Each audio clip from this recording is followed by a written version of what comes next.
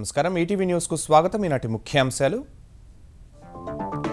AP తాత్కాలిక సచివాలయంపై పురోగతి. చదరపు గజం నిర్మాణ వ్యయం 3350గా ఖరారు.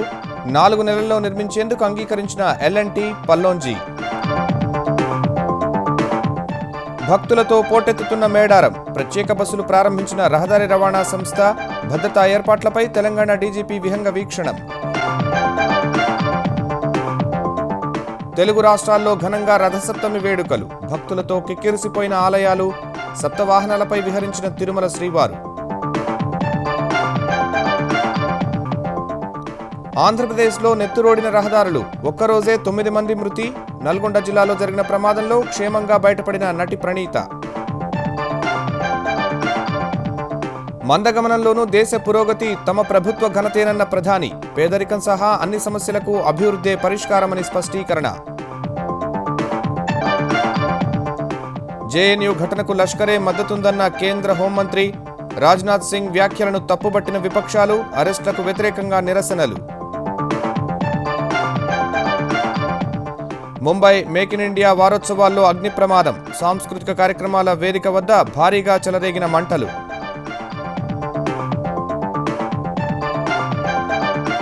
అండర్-19 ప్రపంచ కప్ తుదిపోరులో భారత్ బోల్తా. పేలవమైన బ్యాటింగ్, ఫీల్డింగ్తో పరాజయం. తొలిసారి జగజ్జేతగా నిలిచిన విండీస్ యువ జట్టు.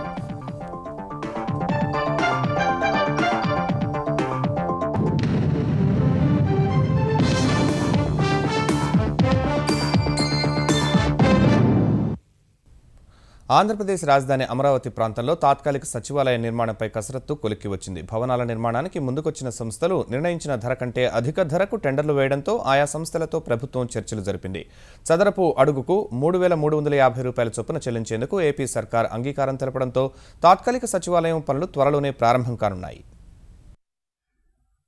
గుంటూరు జిల్లా వెలగపూడిలో 45 ఎకరాల విస్తీర్ణంలో నిర్మించనున్న ఆంధ్రప్రదేశ్ తాత్కాలిక సచివాలయాన్ని 3 ప్యాకేజీల కింద జూన్ 15 నాటికి నిర్మించేందుకు ఎల్ఎన్టీ, షాపూర్జీ పల్లోంజీ సంస్థలు సుముఖత వ్యక్తం చేశాయి. మొత్తం 6 భవనాల్లో 4 భవనాలను ఎల్ఎన్టీ, 2 భవనాలను షాపూర్జీ పల్లోంజీ సంస్థలు నిర్మించనున్నాయి. ఒక్కో భవనం 1,00,000 చదరపు అడుగుల చొప్పున మొత్తం 6 లక్షల చదరపు అడుగులను ఏపీ తాత్కాలిక సచివాలయం కోసం నిర్మించనున్నారు. నిబంధనల ప్రకారం చదరపు అడుగు నిర్మాణం 3,150 రూపాయలకు మించి అప్పగించడానికి వీల్లేదు. కానీ టెండర్లో పోటీపడ్డ 2 సంస్థలు దాదాపు 4,000 రూపాయల వరకు కోట్ చేశాయి. 2 ప్యాకేజీలకు ఎల్ఎన్టీ, షాపూర్జీ పల్లోంజీ కంటే తక్కువ కోట్ చేయగా, మరో ప్యాకేజీకి షాపూర్జీ సంస్థ ఎల్ఎన్టీ కంటే తక్కువకు టెండర్ దాఖలు చేసింది. ఈ 2 సంస్థలతో వారం 10 రోజుల నుంచి సిఆర్డీఏ అధికారులు చర్చలు జరుపుతూ వచ్చారు. చదరపు అడుగు 3,500 కన్నా తక్కువైతే నష్టపోతామని ఆ సంస్థలు ఆంధ్రప్రదేశ్ ప్రభుత్వానికి తెలిపాయి. 7 అంతస్తుల వరకు తామే గట్టి పునాది వేయాల్సి ఉంటుందని గుర్తు చేశాయి. భవనాల నిర్మాణానికి ఏడాది గడువిస్తే ప్రభుత్వం నిర్దేశించినట్లు 3,150 రూపాయలకు చేయగలమని వివరించాయి. సుదీర్ఘ చర్చల అనంతరం మధ్య మార్గంగా 3,350 రూపాయలకు జూన్ 15లోగా నిర్మాణం పూర్తి చేసేందుకు 2 సంస్థలు, ప్రభుత్వం ఒక అంగీకారానికి వచ్చినట్టు తెలుస్తోంది. మేడారం జాతరకు భక్తులు పోటెత్తుతున్నారు. ఒక పక్క తెలంగాణ ఆర్టీసీ ప్రత్యేక బస్సులను నడుపుతుండగా మరోవైపు పోలీసులు భద్రతా ఏర్పాట్లపై దృష్టి సారించారు. తెలంగాణ డీజీపీ విహంగ వీక్షణం ద్వారా పరిస్థితిని సమీక్షించారు. మేడారం పరిసరాలను శుభ్రం చేసేందుకు వరంగల్ నగరపాలక సంస్థ సిబ్బంది ఏర్పాట్లు చేస్తున్నారు. మేడారం జాతర పురస్కరించుకుని వరంగల్ జిల్లాలో ఈ నెల 19న సెలవు దినంగా కలెక్టర్ ప్రకటించారు. ఈ నెల 19న తెలంగాణ ముఖ్యమంత్రి కేసీఆర్ జాతరలో పాల్గొంటారని తెలంగాణ పర్యాటక శాఖ మంత్రి చందులాల్ తెలిపారు.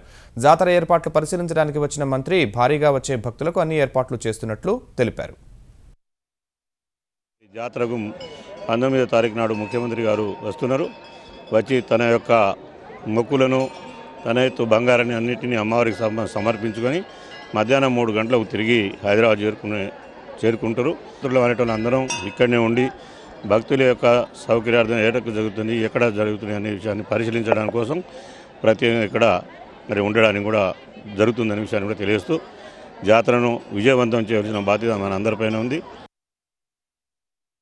విభజన చట్టం ప్రకారం తెలంగాణకు రావాల్సిన ప్రయోజనాలను అమలు చేయాల్సిన బాధ్యత కేంద్రానిదేనని ఢిల్లీలో తెలంగాణ ప్రభుత్వ ప్రత్యేక ప్రతినిధి వేణుగోపాలాచారి స్పష్టం చేశారు. ఈ మేరకు తమ వంతు ప్రయత్నాలు చేస్తూనే ఉన్నామని ఆయన ఢిల్లీలో వెల్లడించారు. ఢిల్లీలో 4 రోజులు సాగిన ముఖ్యమంత్రి కేసీఆర్ పర్యటన సానుకూలంగానే సాగిందన్న ఆయన తెలంగాణ సర్కార్ ప్రతిష్టాత్మకంగా చేపట్టిన పథకాలకు కేంద్ర సాయం కోరినట్లు వివరించారు. కేంద్రంతో కలిసి పనిచేసే ఉద్దేశం లేదని తెలిపిన వేణుగోపాలాచారి పార్లమెంటు సమావేశాల్లో అంశాల వారీగా మద్దతిస్తామని వెల్లడించారు.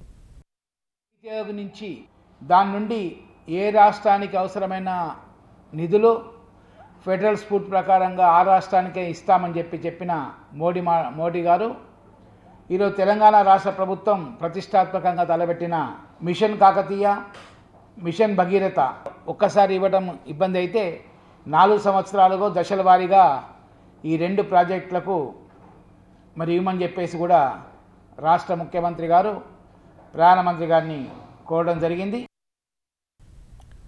ఢిల్లీ జేఎన్యూ వివాదాస్పద ఘటనకు ఉగ్రవాదంతో సంబంధాలున్నాయని సంకేతాలిస్తూ కేంద్ర హోంమంత్రి రాజ్నాథ్ సింగ్ చేసిన వ్యాఖ్యలు రాజకీయ దుమారానికి దారితీశాయి. ఈ నెల 9న అఫ్జల్ గురుకు అనుకూలంగా నిర్వహించిన కార్యక్రమానికి లష్కరే తోయిబా హఫీజ్ సయీద్ మద్దతుందని రాజ్నాథ్ చెప్పడాన్ని విపక్షాలు తప్పుపట్టాయి. ఏ సమాచారం ఆధారంగా హోంమంత్రి అలాంటి వ్యాఖ్యలు చేశారో స్పష్టం చేయాలని డిమాండ్ చేశాయి. వేరువేరు నిఘా సంస్థలు అందించిన సమాచారం ఆధారంగా రాజ్నాథ్ స్పందించారని హోంశాఖ వర్గాలు తెలిపాయి. పార్లమెంటుపై దాడికి సూత్రధారి అఫ్జల్ గురుకు అనుకూలంగా ఢిల్లీ జవహర్లాల్ నెహ్రూ విశ్వవిద్యాలయంలో నిర్వహించిన కార్యక్రమానికి లష్కరే తోయిబా అధినేత హఫీజ్ సయీద్ మద్దతు ఉందని కేంద్ర హోంమంత్రి రాజ్నాథ్ సింగ్ అన్నారు. జేఎన్యూ ఘటనకు ఉగ్రవాదంతో సంబంధాలు ఉన్నాయన్న అనుమానాలు సహా ఆ వ్యవహారంపై తీవ్ర రాజకీయ దుమారం రేగిన వేళ రాజ్నాథ్ ఈ మేరకు వ్యాఖ్యానించారు. దేశ ఐక్యత, సమగ్రతకు భంగం కలిగించే ఘటనల్ని యావత్ దేశం ముక్తకంఠంతో ఖండించాలి తప్ప రాజకీయాలు తగవని నేతలకు హోంమంత్రి హితవు పలికారు. और मैं यह भी स्पष्ट कर देना चाहता हूं कि जेएनयू की जो घटना हुई है उसे लश्कर ए तोयबा के चीफ हाफिज सईद का भी समर्थन प्राप्त है. देश को इस हकीकत को भी समझना चाहिए. यह भी बहुत ही दुर्भाग्यपूर्ण है. और मैंने पहले भी कहा था कि यदि कोई भी राष्ट्र विरोधी नारे लगाता है अथवा भारत की एकता, अखंडता अथवा संप्रभुता पर सवालिया निशान लगाने की कोशिश करता है तो उसे हमारी सरकार किसी भी सूरत में माफ नहीं करेगी. जो भी आवश्यक निर्देश मुझे देने चाहिए वो आवश्यक निर्देश मैं दे चुका हूं. लेकिन साथ ही साथ मैंने यह भी स्पष्ट निर्देश दिया है कि जो दोषी पाए जाएं उनके विरुद्ध तो कार्रवाई हो, लेकिन जो निर्दोष हों उनका किसी भी सूरत में हैरेसमेंट नहीं होना चाहिए. హఫీజ్ సయీద్గా చెబుతున్న ట్విట్టర్ ఖాతా నుంచి జేఎన్యూ కార్యక్రమాన్ని సమర్థిస్తూ 2 రోజుల క్రితం ట్వీట్లు వెలువడ్డాయి. అలాంటి ట్వీట్లతో ప్రభావితం కావద్దని విద్యార్థులకు సూచించిన ఢిల్లీ పోలీసులు అసలా ట్విట్టర్ ఖాతా సయ్యుద్దా కాదా అన్న కోణంలో దర్యాప్తు చేస్తున్నారు. ఇలాంటి పరిణామాల నడుమ కేంద్ర హోంమంత్రి వ్యాఖ్యలు తీవ్ర చర్చనీయాంశమయ్యాయి. జేఎన్యూ ఘటనకు సయీద్ మద్దతు ఉందన్న రాజ్నాథ్ అందుకు తగిన ఆధారాలు చూపాలని విపక్షాలు డిమాండ్ చేశాయి. If there is evidence of anti-national terrorist activity, then by all means take the necessary action in the interest of our country. But don't use that as a pretext to attack progressive cultural and secular values, which is what is the objective that appears very clearly that this government is pursuing. So Mr. Rajnath Singh has to come out and share the evidence that he has with the country. If they do not have any intelligence information on such moves by the Hafiz Saeed or any other extremist from the other side of the country, then what action this government has taken so far? What information was available to them? It is most unfortunate that without any substantial information available, the Home Minister of the country made such a sweeping statement. This is highly irresponsible, and what happened there, the university's inquiry has to come first, and on that basis only they have to proceed. JNU వ్యవహారంపై విపక్షాల వైఖరిని అధికార భాజపా తప్పుబట్టింది. और राहुल गांधी की party के 2 चेहरे सामने आते हैं. जब कार्रवाई नहीं होती है तो पुलिस को और सरकार को कटघरे में खड़ा करते हैं कि भारत विरोधी नारे लग रहे हैं, लेकिन सरकार कार्रवाई नहीं कर रही है. और जब कार्रवाई होती है तो राहुल गांधी ऐसे लोगों के समर्थन में जेएनयू चले जाते हैं. मानते हैं कि राहुल गांधी के नीचे से जमीन खिसक चुकी है, लेकिन वो अपनी जमीन बचाने के लिए छात्रों के भविष्य के साथ खिलवाड़ ना करें. और कल जिस तरह से उन्होंने कहा है कि ये राष्ट्र विरोधी हैं जो लोग आवाज को कुचलना चाहते हैं, किस आवाज को समर्थन कर रहे हैं राहुल गांधी? और इतना नरेंद्र भाई मोदी को लेकर इतने असहिष्णु हैं कि वो राष्ट्र विरोधी ताकतों तक का समर्थन करने के लिए उतर आए हैं. దేశ వ్యతిరేక వ్యవహారంపై జేఎన్యూ విశ్వవిద్యాలయ యంత్రాంగం దర్యాప్తు ముమ్మరం చేసింది. ఘటనతో సంబంధమున్న మొత్తం 8 మందిని ఇప్పటికే డీబార్ చేసిన యాజమాన్యం కన్నయ్య కుమార్ మినహా మిగిలిన 7గురిని విచారణకు హాజరు కావాలని ఆదేశించింది. అటు వివాదాస్పద కార్యక్రమం నిర్వహించిన విద్యార్థి సంఘం నేత కన్నయ్య కుమార్ను దేశద్రోహం కేసు కింద అరెస్టు చేయడంపై నిరసనలు కొనసాగుతున్నాయి. అతన్ని తక్షణమే విడుదల చేయాలని డిమాండ్ చేస్తూ జేఎన్యూకు చెందిన కొందరు విద్యార్థులు, ఉపాధ్యాయులు విశ్వవిద్యాలయ ప్రాంగణంలో ఆందోళనకు దిగారు. ముంబైలో జరుగుతున్న భారత్లో తయారీ వారోత్సవంలో భారీ అగ్ని ప్రమాదం జరిగింది. సాంస్కృతిక కార్యక్రమాలు నిర్వహిస్తుండగా ఓ వేదికపై అకస్మాత్తుగా చెలరేగిన మంటలు క్షణాల్లోనే వ్యాపించాయి.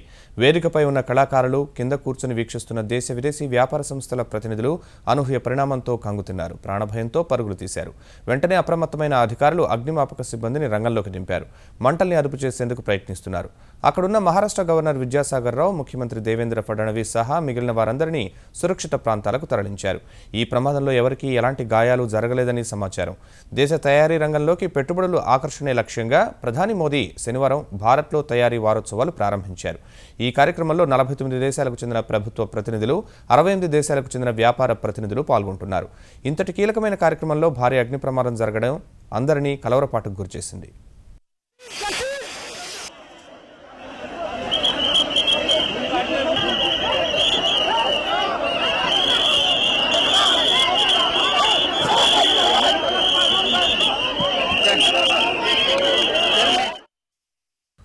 విదేశీ గడ్డ మీద రాజకీయాలు, అత్యున్నత సంస్థల్లో కీలక పదవులు అధిరోహిస్తున్న భారతీయ సంతతి వారి జాబితాలో మరో వ్యక్తి చేరే అవకాశం కనిపిస్తోంది. భారత సంతతికి చెందిన శ్రీకాంత్ శ్రీనివాసన్ అమెరికా సుప్రీంకోర్టు న్యాయమూర్తిగా నియమితులయ్యే అవకాశం కనిపిస్తోంది. అమెరికా సుప్రీంకోర్టు న్యాయమూర్తుల ఎంపిక విషయంలో అనాదిగా ముందు వరుసలో ఉండే కొలంబియా జిల్లా న్యాయస్థానంలో శ్రీనివాసన్ ప్రస్తుతం సభ్యుడిగా ఉన్నారు. దీనితో పాటు అమెరికా అధ్యక్షుడు బరాక్ ఒబామాకు కూడా ఆయన ఉప సొలిసిటర్ జనరల్గా వ్యవహరిస్తున్నారు. ఒబామా మొగ్గు కూడా ఈయన వైపే ఉన్నట్లు సమాచారం. శ్రీనివాసన్ పేరు ఖరారైతే అమెరికా సుప్రీంకోర్టు న్యాయమూర్తి పదవిని చేపట్టనున్న తొలి భారతీయ సంతతి వ్యక్తి ఈయనే కానున్నారు. అనుమానాస్పద స్థితిలో ప్రాణాలు కోల్పోయిన అమెరికా సుప్రీంకోర్టు న్యాయమూర్తి యాంటోనిన్ స్కాలియా స్థానంలో ఈ ఎంపిక ప్రక్రియ చేపట్టనున్నారు. శ్రీనివాసన్ హర్యానాలోని చండీగఢ్లో జన్మించారు. ఈయన తల్లిదండ్రుల స్వస్థలం తమిళనాడు. 1960లో వీరి కుటుంబం అమెరికాకు వలస వెళ్లింది. ఉత్తరాంధ్రలో రహదారులు నెత్తురోడాయి. 3 జిల్లాల్లో వేరువేరుగా జరిగిన రోడ్డు ప్రమాదాల్లో మొత్తం 9 మంది ప్రాణాలు విడిచారు. విశాఖ జిల్లా యలమంచిలి సమీపంలో జాతీయ రహదారి వద్ద వంతెనపై నుంచి అంబులెన్స్ కింద పడిన ప్రమాదంలో 5గురు మృతి చెందారు. మరో 5గురికి తీవ్ర గాయాలయ్యాయి. మృతదేహాన్ని హైదరాబాద్ ఆసుపత్రి నుంచి కటక్కు అంబులెన్స్లో తీసుకువెళ్తుండగా ప్రమాదం జరిగింది. యలమంచిలి సమీపంలోని జాతీయ రహదారి వద్ద జరిగిన మరో ప్రమాదంలో 1 మృతి చెందారు. యలమంచిలి మండలం పురుషోత్తంపురం వద్ద కారు, ద్విచక్ర వాహనం ఢీకొని ఒక వ్యక్తి మృతి చెందాడు. శ్రీకాకుళం జిల్లా పాలకొండ మండలం సిరికొండ వద్ద ఆర్టీసీ బస్సు, ఆటో ఢీకొని 2 మృతి చెందారు. 3గురికి తీవ్ర గాయాలయ్యాయి. విజయనగరం జిల్లా బొబ్బిలి పారిశ్రామికవాడ వద్ద ద్విచక్ర వాహనం కారు ఢీకొని 1 మృతి చెందారు. ప్రమాదంలో కారులో ఉన్న పెళ్లి కుమారుడు సహా 3గురికి గాయాలయ్యాయి. నల్గొండ జిల్లా మోతే మండల కేంద్రం శివారులో వాహనం పల్టీ కొట్టి సినీ నటి ప్రణీత గాయపడ్డారు. సీటు బెల్ట్ పెట్టుకోవడం వల్ల ఆమె స్వల్ప గాయాలతో బయటపడ్డారు. ఖమ్మంలో ఓ షాపింగ్ మాల్ ప్రారంభించి తిరిగి వస్తుండగా ఎదురుగా వస్తున్న వాహనాన్ని తప్పించే క్రమంలో ఆమె ప్రయాణిస్తున్న కారు పల్టీ కొట్టింది. ప్రణీత మేకప్ మెన్ డ్రైవర్కు గాయాలు కాగా 108లో సూర్యాపేట ఏరియా ఆసుపత్రికి తరలించి వైద్య సేవలు అందించారు. 108 వాహనంలో సూర్యాపేట వరకు వచ్చిన ప్రణీత రోడ్డుపై వస్తున్న ఓ కారును సహాయం అడిగి హైదరాబాద్ వెళ్లిపోయారు. అనంతరం బెంగళూరు వెళ్లిన ప్రణీత కారు ప్రమాదం దురదృష్టకరమని, తనకు ఎలాంటి గాయాలు కాలేదని చెప్పారు.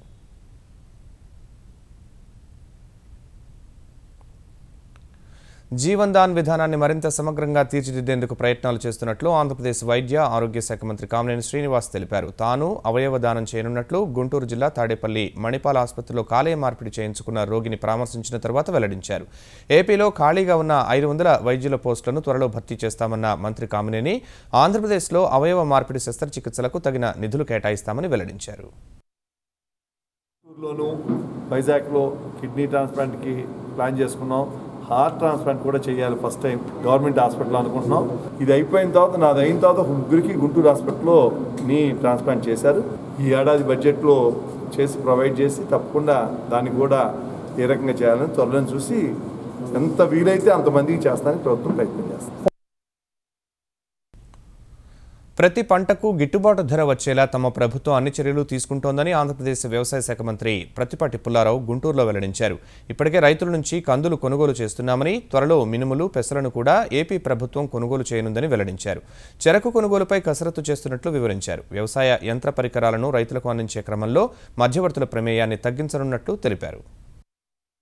4-5 రకాల వ్యవసాయ పనిముట్లు కూడా మ్యానుఫ్యాక్చరర్ దగ్గర నుంచి మధ్యలో ఎవరు లేకుండా నేరుగా ఏపీ ఆగ్రోస్ ద్వారా తీసుకొని ఆగ్రోస్ను కూడా బలోపేతం చేస్తున్నాం. రైతుకి చేరువుగా ఉండేటువంటి దానికి కూడా ఈ సంవత్సరం కొన్ని మ్యానుఫ్యాక్చరింగ్ వ్యవసాయ పనిముట్లు కానీ కొన్ని ఏపీ ఆగ్రోస్ ద్వారా కూడా రైతులకు అందించబోతున్నాం. దానివల్ల రైతుకు కూడా కొంత ధర తగ్గేటువంటి అవకాశం కూడా ఉంది. తెలంగాణలో ప్రజాస్వామ్యానికి ప్రమాదం పొంచి ఉందనే అనుమానం కలుగుతోందని తెలుగుదేశం తెలంగాణ కార్యనిర్వాహక అధ్యక్షుడు రేవంత్ రెడ్డి ఆందోళన వ్యక్తం చేశారు. నిజామాబాద్ జిల్లా ఆర్మూర్లో అనుమానాస్పద స్థితిలో మృతి చెందిన తలారి సత్యం కుటుంబానికి న్యాయం చేయాలంటూ చేపట్టిన రిలే దీక్షలకు ఆయన సంఘీభావం తెలిపారు. సత్యం మృతిపై నిజానిజాలు నెగ్గు తేల్చాల్సిన బాధ్యత ప్రభుత్వానికే ఉందని ఆయన సూచించారు. స్పష్టంగా అడుగుతున్నా, తెలంగాణ తెచ్చుకున్నది అణిచివేతకు గురైతున్న దళిత బడుగు బలహీన వర్గాల హక్కులను కాపాడడానికి తెలంగాణ తెచ్చుకున్నామా, లేకపోతే వచ్చిన తెలంగాణలో దళితుల హక్కులను కాలరాస్తాం, ప్రశ్నిస్తే తిప్పలు పెట్టి ఎక్కించి తొక్కించి సంపిస్తారా ఈ తెలంగాణలో అని నేను అడుగుతున్నా. ఇలాంటి తెలంగాణ కోసమా ఇంతమంది 1200 మంది బిడ్డలు ఆత్మ బలిదానాలు చేసుకున్నది ఒక్కసారి ఆలోచన చేయండి. తెలంగాణలో రైతు ఆత్మహత్యల విషయంలో అధికార యంత్రాంగం నిర్లిప్తంగా వ్యవహరిస్తోందని తెలంగాణ రైతు ఐకాస అధ్యక్షులు హైకోర్టు విశ్రాంత న్యాయమూర్తి జస్టిస్ చంద్రకుమార్ ఆరోపించారు.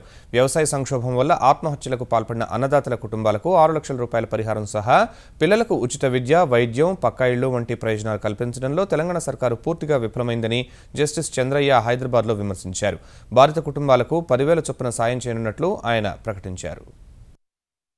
ఈ రైతుల ఆత్మహత్యల విషయం లోపల వ్యవసాయ కారణాల వల్ల ఆత్మహత్య కాదు అని చెప్పడానికి అధికారులు తాపత్రయపడుతున్నారు. దాదాపు 1800 మంది రైతులు ఆత్మహత్యలు చేసుకుంటే పత్రికల రిపోర్ట్స్ ప్రకారం మనం చూస్తే కేవలం ఒక కొన్ని వందల సంఖ్యలో 200, 300 పై చిరుకు వరకే ఇది వ్యవసాయ కారణాల వల్ల ఆత్మహత్య అని చెప్పేసి ప్రభుత్వాధికారులు చెప్తా ఉన్నారు. ఇక్కడ మళ్ళీ పునర్విచారణ చేయాల్సిన అవసరం ఉందన్నమాట. మాజీ ముఖ్యమంత్రి దామోదరం సంజీవయ్య జీవితం భావితరాలకు ఆదర్శనీయమని తెలుగు రాష్ట్రాల నేతలు, నాయకులు వ్యాఖ్యానించారు. సంజీవయ్య 95వ జయంతిని పురస్కరించుకుని ఆంధ్రప్రదేశ్, తెలంగాణలో నేతలు ఆయనకు నివాళులర్పించారు. హైదరాబాద్ సంజీవయ్య పార్క్లోని ఆయన సమాధి వద్ద ఇరు రాష్ట్రాల నాయకులు అంజలి ఘటించారు. సంజీవయ్య ఆశయాల సాధన కోసం కృషి చేస్తామని వెల్లడించారు. అతి సామాన్యమైన పేద కుటుంబంలో ఒక కుగ్రామంలో జన్మించి అంచెలంచెలుగా ఎదిగి రాష్ట్ర ముఖ్యమంత్రి, ఒక దళితుడు 1960లో రాష్ట్ర ముఖ్యమంత్రి కావడం అంటే చాలా గొప్ప విషయం. అంత నిరాడంబరంగా అవినీతికి, అక్రమాలకు దూరంగా పరిపాలన సాగించిన గొప్ప వ్యక్తి దామోదర్ సంజీవయ్య గారి యొక్క జీవితం, ఆయన యొక్క ప్రజా జీవితం, ఆయన యొక్క అంబేద్కర్ వాదం, ఆయన యొక్క కృషి పట్టుదల, ఆయన ఎదిగినటువంటి విధానం నేటి తరం వాళ్లకు, ముఖ్యంగా దళితులు ఎవరైతే ఉన్నారో వారికి వారి యొక్క జీవితం ఒక ఉత్ప్రేరకంగా ఉండాలి. నైతిక విలువలతో కూడిన విద్యతోనే మెరుగైన సమాజం నిర్మితమవుతుందని గవర్నర్ నరసింహన్ అభిప్రాయపడ్డారు. విశాఖలోని గీతం విశ్వవిద్యాలయంలో 3 రోజులుగా జరుగుతున్న శ్రీ సత్యసాయి విద్యాసంస్థల జాతీయ సమ్మేళనం ముగింపు కార్యక్రమంలో ఆయన పాల్గొన్నారు. మన విద్యా వ్యవస్థలో విలువలు బోధించకపోవడాన్ని లోపంగా పేర్కొన్న గవర్నర్ సత్యసాయి విద్యాసంస్థలు ఆ విషయంలో మెరుగ్గా ఉన్నాయని ప్రశంసించారు. If you have to be called a human being, you have to be educated in value system. Without a value system being built into you, my brothers and sisters, we cease to be human beings. You are only beings. You are like any other animal. You breathe, you walk, you see, but you are not human being. What distinguishes a human being from a being is that value system that is built into him by education. హైదరాబాద్లో నిత్యావసర సరుకుల కల్తీ ప్రక్రియ ఏదో రూపంలో కొనసాగుతూనే ఉంది. తాజాగా ప్రముఖుల సంస్థల పాల ప్యాకెట్లలో రసాయనాలతో తయారు చేసిన పాలు కలిపి విక్రయిస్తున్న వ్యక్తిని అరెస్ట్ చేశారు. హైదరాబాద్ నేరేడ్మెట్ పోలీస్ స్టేషన్ పరిధిలో ఒక వ్యక్తి ప్రముఖ కంపెనీల పాలను కొనుగోలు చేసి ఇంట్లో 100 లీటర్ల అసలు పాలతో మరో 100 లీటర్ల రసాయనాలు కలిపి ఆయా సంస్థల ప్యాకెట్లలో నింపి విక్రయిస్తున్నారు. ఓఎస్టీ పోలీసులు తెల్లవారుజామున నకిలీ పాల కేంద్రంపై దాడి చేసి విక్రయానికి సిద్ధంగా ఉన్న 200 లీటర్ల కల్తీ పాలు, యంత్రాలు, రసాయనాలను స్వాధీనం చేసుకున్నారు. కల్తీ పాల తయారీదారుని నేరేడ్మెట్ పోలీసులు అప్పగించారు. అంతర్వలయ రహదారి నిర్మాణ పనుల్లో భాగంగా విజయవాడ శివారు ప్రాంతమైన రామవరప్పాడు సమీపంలో కాలువగట్టుపై ఇళ్లు తొలగించేందుకు రెవెన్యూ అధికారులు చేసిన ప్రయత్నం తీవ్ర ఉద్రిక్తతకు దారితీసింది. అధికార పార్టీ నాయకుడి హోటల్ కోసం తమ ఇళ్లు తొలగిస్తున్నారంటూ స్థానికులు జాతీయ రహదారిపై రాస్తారోకో చేశారు. ఒక వ్యక్తి కిరోసిన్ పోసుకుని ఆత్మహత్యయత్నం చేయగా పోలీసులు అడ్డుకున్నారు. చివరికి రెవెన్యూ అధికారులు వెనుదిరగడంతో స్థానికులు ఆందోళన విరమించారు. గన్నవరం ఎమ్మెల్యే వంశీ స్థానికులతో మాట్లాడి ఇళ్లు తొలగించకుండా ప్రభుత్వంతో మాట్లాడతానని హామీ ఇచ్చారు.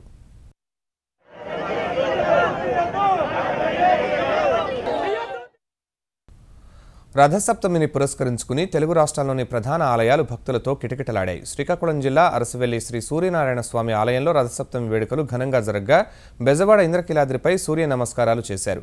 తిరుమలలో స్వామివారికి సప్తవాహన సేవలు నిర్వహించారు.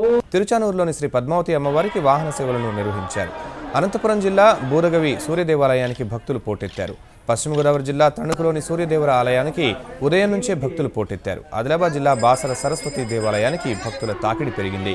వరంగల్ వెంకటేశ్వర స్వామి ఆలయంలో ప్రత్యేక పూజలు నిర్వహించగా మహబూబ్ నగర్లో శ్రీ మహాలక్ష్మి వెంకటేశ్వర స్వామిని సూర్యప్రభ వాహనంపై ఊరేగించారు.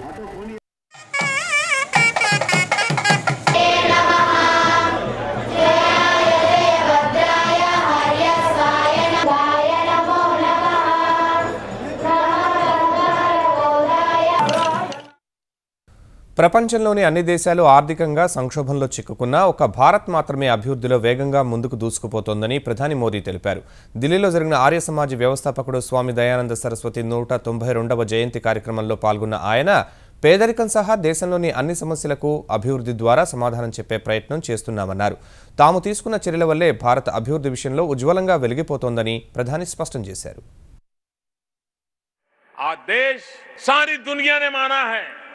चाहे वर्ल्ड बैंक हो, IMF हो और भी कोई संगठन हो, हर किसी का कहना है कि दुनिया पूरी आर्थिक संकट से गुजर रही है. एक अकेला हिंदुस्तान आज पूरे विश्व में आर्थिक रूप से तेज गति से आगे बढ़ रहा है. असामान्य स्थिति है, सारी दुनिया डूब रही है, उस समय हिंदुस्तान चमक रहा है. ये बात दुनिया के लोग कह रहे हैं. पिछले 1.5 साल में एक के बाद एक जो कदम उठाए, आज उसका नतीजा है कि आज हिंदुस्तान जो लार्जर इकोनॉमीज है, बड़ी इकोनॉमीज है, में सबसे ज्यादा तेज गति से आगे बढ़ने वाला देश बन गया है. ఢిల్లీలో అధికార పగ్గాలు చేపట్టి ఏడాదైన సందర్భంగా ఆమ్ ఆద్మీ సర్కార్ ప్రజలపై వరాలు కురిపించింది. గత ఏడాది నవంబర్ 30 వరకు ఉన్న 2,854,000 కోట్ల విలువైన నీటి బకాయిలు రద్దు చేస్తున్నట్లు ముఖ్యమంత్రి అరవింద్ కేజ్రీవాల్ ప్రకటించారు. ఏబిసిడి కేటగిరీ వరకు ఉన్న నీటి బకాయిల్లో 25 నుంచి 75% మినహాయిస్తున్నట్లు తెలిపిన కేజ్రీవాల్ హెచ్ వరకు ఉన్న మిగిలిన కేటగిరీల వారికి పూర్తిగా రద్దు చేస్తున్నట్లు వెల్లడించారు. కొత్త కనెక్షన్లకు మురుగునీటి మరియు నీటి అభివృద్ధి ఛార్జీలను 80% తగ్గించేందుకు ఉద్దేశించిన పథకాన్ని తిరిగి అమలు చేయాలని నిర్ణయించినట్లు తెలిపారు. పేదవారి విద్యుత్ ఇంటి పనులను రద్దు చేస్తామన్న కేజ్రీవాల్ ప్రజలకిచ్చిన హామీలన్నీ నెరవేరుస్తామని వెల్లడించారు. चुनाव के पहले हमारा वादा था हर परिवार को 20-20 हजार लीटर पानी हम मुफ्त देंगे. आने के तुरंत बाद हम लोगों ने 20-20 हजार लीटर पानी 1 महीने के अंदर हर परिवार को मुफ्त मुहैया कराया. अपना वादा पूरा किया. पूरी स्कीम और खाता तैयार कर लिया गया है. दिसंबर 2017 तक यानी कि एग्जैक्टली 22 महीने के अंदर दिल्ली के हर कोने के अंदर, दिल्ली की हर कॉलोनी के अंदर, सभी घरों के अंदर पाइप से दिल्ली में पानी पहुंच जाएगा.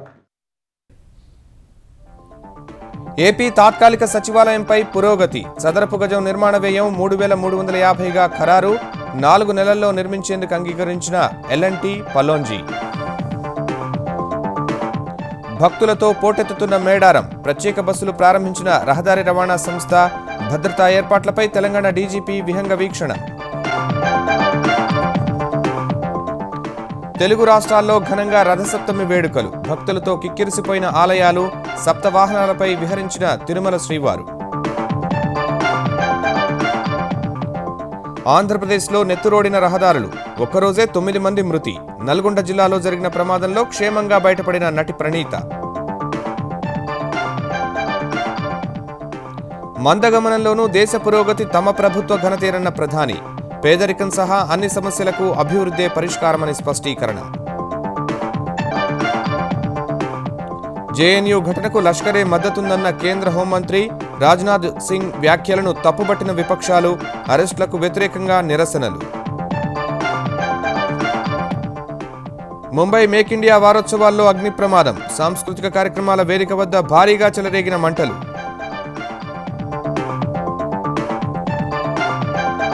అండర్-19 ప్రపంచ కప్ తుదిపోరులో భారత్ బోల్తా. పేలవమైన బ్యాటింగ్, ఫీల్డింగ్తో పరాజయం. తొలిసారి జగజ్జేతగా నిలిచిన విండీస్ యువ జట్టు.